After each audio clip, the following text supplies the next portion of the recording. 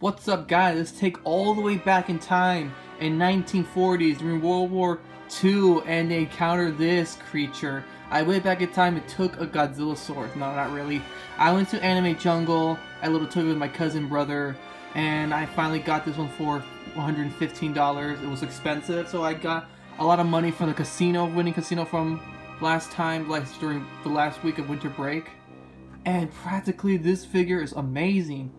Just look at it. This, like, when I touch it, it looks like a dollar store dinosaur toy. This is just, for example, this is a dollar store dinosaur toy, and look, it just feels like hard plastic, like really hard. This one's like solid plastic, like literally looks like something out of a dollar store. Yeah, but let's look into the figure though.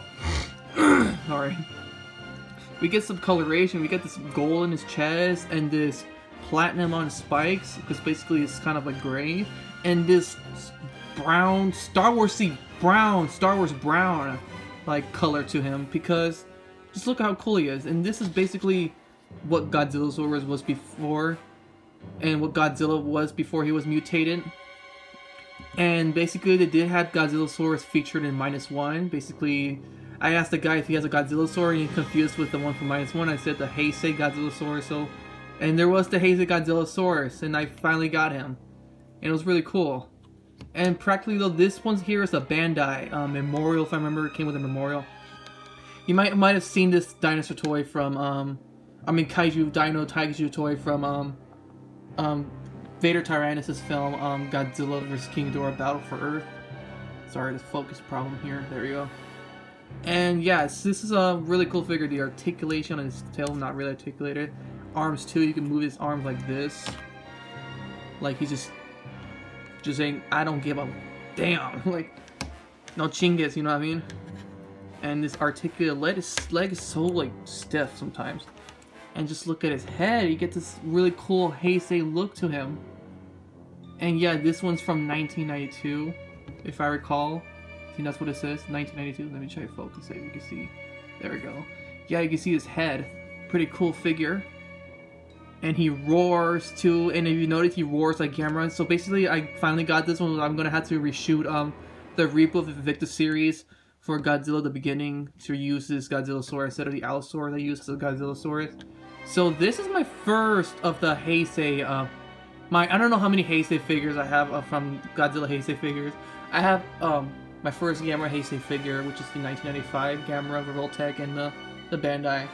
So this is basically my first of the 1990s Bandai figure. I actually think Gaigan is the first one. The Ghidorah is also my second one. I think this is more like a movie monster series, if I recall, because it's like PVC. Yeah. So yeah, this figure looks pretty nice, and I love it so much. And I finally get to lay my hands on this figure. Sorry I keep focusing, just don't like... This is my old phone from when I was in high school. Excuse me.